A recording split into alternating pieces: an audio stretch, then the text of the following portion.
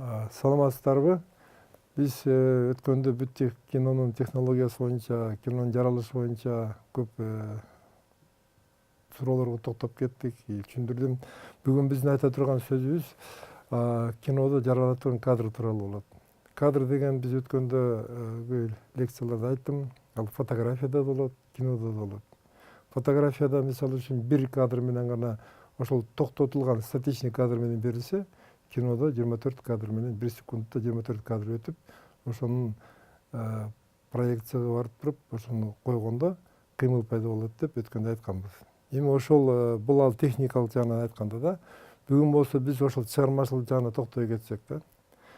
Кинодо өзү негизи кинонун өзүнүн түзүлүшү боюнча, драматургиясы боюнча өзүнүн технологиясынан кино кадрлар менен жаралат да.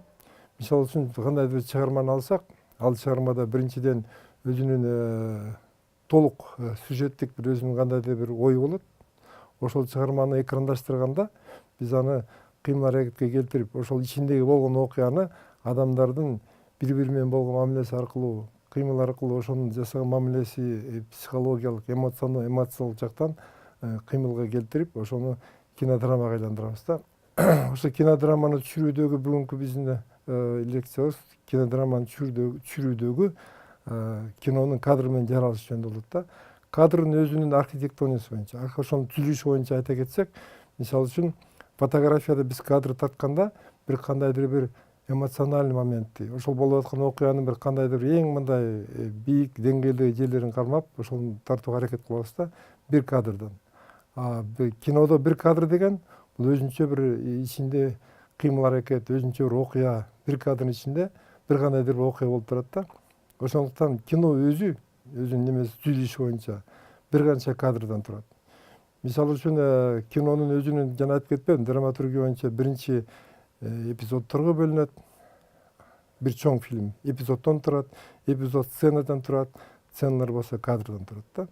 Бүгүн ошол негизги биздин максатыбыз сиздерге жеткирейин деген оюм, ошо кадрды кинодо кандай кылып жаратса болот, кандай кылып тургузса болот, ошол жөнүндө бүгүн айта кетебиз да.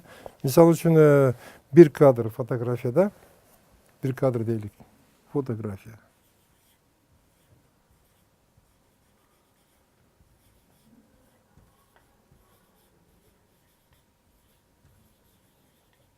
Фотографияда бир момундай кадрдан турса,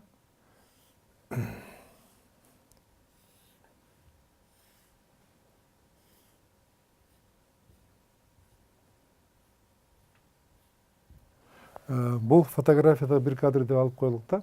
Мисалы үчүн фотографияда дагы ошонун жалпы пландары болот, орто пландары болот, анан толук пландары болот. Мисалы үчүн биз ала кетсек, бул жерде бир кандайдыр бир тал турса, допустим, да, бул жерде бир сцена болот. Кандайдыр бир этюд тартсак, бул жерде адам турушу мүмкүн, полный рост мененчи. Бул эми мындай алсак, жаратылышы менен муну алганда, муну жалпы план деп койсок болот да. Анан ошол эле фотографияда экинчи план ошондой эле жол менен алынат.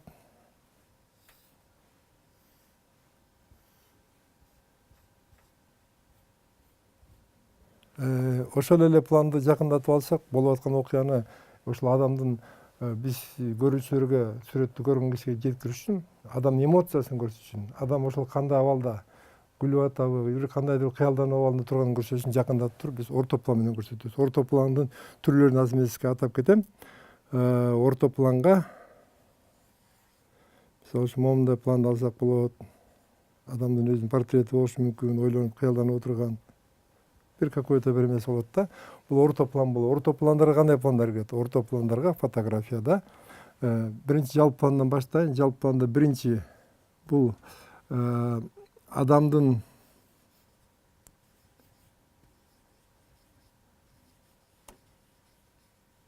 толук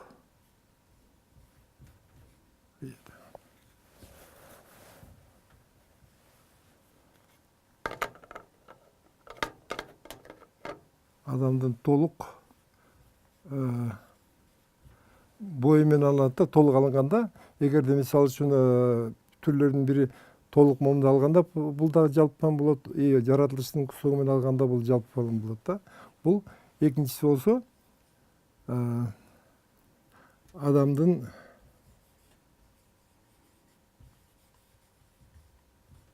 жаратылыш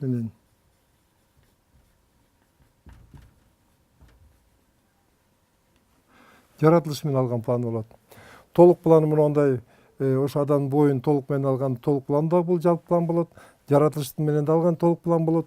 Үчүнчүсү болсо өтө алыскы план деп коет. Мында болсо бул жерде бул адамдын дагы бер жактагы толук адамдын боюнан башка арк болсо пейзаждардан баары кирип кетет. Ошол толук план, жалпы план болуп эсептелет да. 3 түр болот. Жаратылыш менен кичине анан такыр жанагы алыскы план деп коебуз.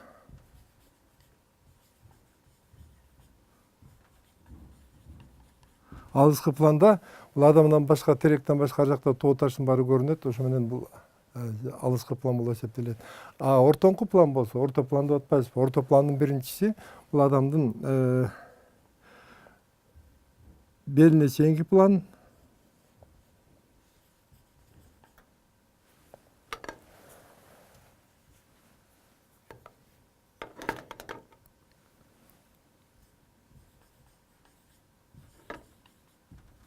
Белине чейин. Экинчиси болсо орто планга дагы адамдын толук, мисалы үчүн да орто планга белинен анан кийин эмесинен алсак болот да. Тизесине чейин алган пландар болот. Мисалы үчүн дагы экинчи план чийип коелук.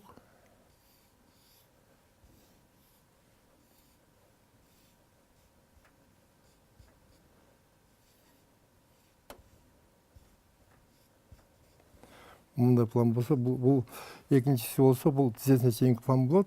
Белинен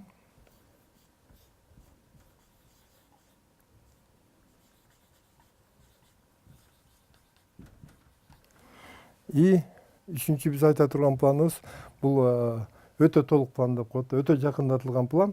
Адамдын мисалы үчүн көзү менен кандай акыбалда экенин, трагедияны көрсөтсө, күлкү болсо, ошо көздүн кандай бир реакциясын көрсөтүш үчүн ошол бет түзүлүшүнүн эмоциясы менен ойногон планды биз толук план деп коебуз.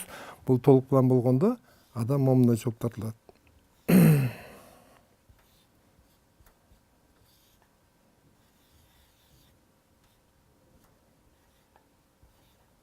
Ушундай мындан дагы толугураак кылып алсак болот. Ар кандай ушунун баардыгы тең. Бул толук планга кирет да. Орусча крупный план деп коет. План. Эми ушунун негизинде эле мисалы үчүн фотографияда биз бул пландарды орусча айтканда статика деп коет. Кыймылсыз моментпен алсак, кинодо эле ушул пландардын ушундай эле терминдер менен киного ошол кыймылсыз планды кыймылга келтиребиз да. Кыймылга келтиребиз деген кино өзү бир толук метраждуу планды алсак, бир фильмде 900-га жакын кадр болот да. 900 кадр болгондо мисалы үчүн бул жерде кыймылсыз кадр болсо, кинодо биз болсо алдыңкы пландагы адам кыймылсыз турушу мүмкүн, артында бир адам келе атышы мүмкүн да. Ошол мизансцена деп коет да. Кандайдыр бир экөөнүн ортосунда мамиле болуш керек, экөөнүн ортосунда бир кандайдыр бир окуя жүрүш керек да. Ошондуктан кинодо бул пландар болсо кыймылга келтирүү аракети менен тартылат. Ошол эле жанагы биз айткан алыскы планда бир эле адам эмес, бир канча адам болушу мүмкүн. Бул жерде массовка деп коет. Массовка менен жанагы кинолордо көрүп жүрсөңөр, согуш кинолордо же болбосо кандайдыр бир көпчүлүктүү менен болуп аткан окуяны көрсөткөндө, биринчи мындай бир жалпы планга, алдыңкы планга негизги каарман чыгышы мүмкүн, артында болсо калгандары режиссердун жанагы мизансценасы менен кыймыл аракетке келип, кандайдыр бир окуя жүрүп атышы мүмкүн да. Же өрт болуп атабы, же болбосо кандайдыр бир окуя тополоң болуп атабы, ошондо момундай көп жалпы план менен ошол масса канча адам экенин көрсөтүш үчүн жана телевизордо деле, телевидение менен кинонун өзүнүн мындай эмелери бирдей эле да, технологиясы да. Мисалы үчүн жаңылыктарды тартып атпайбызбы? Бүгүн мисалы үчүн момундай нерселер болду, окуялар болду дегенде, биринчи ошол адрес каерде болуп атканын көрсөтүш үчүн журналисттер биринчи жалпы план менен көрсөтөт. Анан кийин болуп аткан окуяны көрсөтүш үчүн ортоңку планга өтөт. Момундай план келет. Ортоңку план менен тартышат. Ортоңку планда кандай адамдар ошол жерде болгонун биз так көрө алабыз да, ошонун жүзүн көрө алабыз, адамдарды ошол кимдер бар экенин тааный алабыз. Момундай толук план менен алганда ошол жерде журналисттер жанагы сүйлөтүп атпайбы, синхрон интервью алып атышат, кандайдыр адамдар, катышкан адамдар жөнүндө так маалымат ала алабыз. Ким сүйлөп атат, ким айтып атат дегендейчи. Ошондой эле экинчи бул документалдуу жанагындай болуп аткан репортаждуу бир эмелерди айта кеткенде, ал эми көркөм фильмдерге келсек, көркөм фильмдер режиссердун чыгармасы менен драматургдун экөөнүн жазган чыгармасынын негизинде ар кандай сценаларга бөлүнөт. Сценалардан кийин ал эпизод болот. Бир канча сценадан чогулткандан кийин эпизод болот. Эпизоддон барып туруп картина, толук фильм чогулат да. А тескеринче айтканда, толук фильм эпизоддон, сценадан, анан кадрлардан турат да. Кадр деген ар бир кадрда кандайдыр бир окуя болуп турат да. Себеби ошол кандайдыр бир окуяны бериш үчүн бир эле кымындай окуяны берсек, мисалы үчүн айта кетсек, эртең менен мындай көркөм фильмде бир мындай сценаны алалык да, кичинекей. Эртең менен бир адам, деловой круг иштеген адам, бизнесменби же болбосо кызматчыбы үйүнөн кетип атканда, эртең менен туруп жумушка шашып аткан моментин көрсөтөлү дейт да. Ошондо ал ошол моментти көргөн, ошол сцена деп коет да, бир сцена ошонун жумушка кетип атканы. Ошону бир канча кадр менен көрсөтө алабыз да. Себеби ошол үйдө кандай үйдө экенин, каерде экенин, кайсы комнатта экенин, үйүндө кандай буюмдар жатканын, кайсы буюмдардын тегерегинде кайсы жерден кайсы жер жылып баратканын көрсөтүш үчүн момундай биринчи жалпы план менен тартабыз. Жалпы менен ошо обстановканы, адресин пландап көрсөтүп алышыбыз керек. Анан кийин ошол окуя кызыктуу болуш үчүн, ошол окуяны биздин көрүүчүлөргө жеткирип түшүндүрүш үчүн биз ага жакындатылган пландар менен тарта баштайбыз. Ортоңку жакындатылган план менен, анан кээ бир нерселерин толук план менен тартабыз. Экөөнүн сүйлөшүп атканын көрсөтсөк, мисалы үчүн ошол күйөөбүз жуунуп чыгып, анан кийин шашып атам, мен жумушка баратам деп туруп саатын карай турган болсо, андан башка толук пландан башка деталь деп коет. Ошондо буюмдун өзүнүн сааттын стрелкасын көрсөткөнгө дайыр план тартып кетебиз да. Ошол көрүүчүгө жеткиликтүү болуш үчүн, түшүнүктүү болуш үчүн биз дагы бир план тартабыз. Ал план бул толук пландан ашкан деталь деп коет. Мисалы сааттын жебесин көрсөтөбүз. Бул жерде бурамасы, анан стрелкасы да. Бул деталь деп коет да. Мына кинода көрдүңүздөрбү? Бир кандайдыр бир окуяны жеткириш үчүн биз монда канча бир нече пландар менен тартып, анан ошол бул кадр деп коет да. Бул кадрда мисалы үчүн биринчи планды көрсөткөндө күйөөсү шашып ваннага кирип келип, анан күзгүнүн жанында может кийимин кийип атат, галстугун кийип атканын көрсөтүш керек. Может ошол жанагы биз тартып аткан план ар жагында күзгүдө аялы басып келе атышы мүмкүн, буга жакындап мизансцена тургузуш үчүн, же болбосо аялы кийинки комнатада болушу мүмкүн, анын бештерин чогултуп атабы, жанагы кете турган, жумушка бара турган кагаздарын, эмелерин чогултуп атканын көрсөтсөк болот. Ошонун баары тең ар бир ошол көрсөткөн окуя, ар бир биз алган, биз тарта турган, түшө турган окуянын баары кадр менен тартылат да.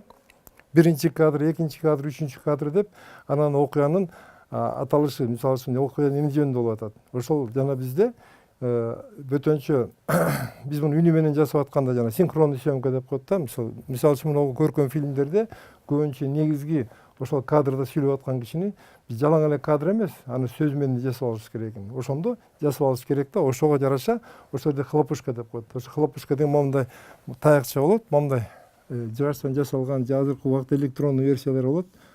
Бул жерде момундай эмеси болот. Бул жерде фильмдин аты, бул жерде кадрдын номери 1 и анан канчанчы кадр экени жазылат да. Анан кийин муну болсо өзү мындай хлопушка деп коет. Тиги камеранын астында өзү момундай кыймылдап кетип, анан бери чапканда хлопок болот да. Ошо менен кийин монтаж жасап атканда ошол жана сүйлөп аткан артисттин үйүнүн ордуна коюш үчүн, ошонун жана кадр менен тартып алган сүрөт менен звуктун ордуна туура келиш үчүн момундай хлопушка деген бир эмени буюмду пайдаланабыз да. Анан ошонун жардамы менен кийин жанагы сүйлөп аткан адамдын сөздөрүн издеп, ордуна так келтирип, кадр менен үндүн орду так келиш үчүн ушундай куралды колдонобуз. Окуяны көрсөтүш менен жана айтып кеттим, момундай пландар менен тартып алабыз. Бир канча кадр болот. Бир эле мисалы үчүн сценаны, кымындай эле ошол жана мен айткан сценаны тартыш үчүн бир эле окуяны жана эртең менен жумушка кетип бараткан бир 9-10 кадрга чейин жетип калышы мүмкүн да. Себеби кадр деп кинодо, мисалы үчүн фотографияда момундай кыймылсыз кадрды алсак, бизде болсо мындай кыймылдуу мизансценасынын ичинде актерлордун оюну менен кадрларды алабыз да. Орто, толук, жалпы анан деталь менен алып туруп 9-10 кадрдан турган кинонун материалын кийин чогултуш керек болот да.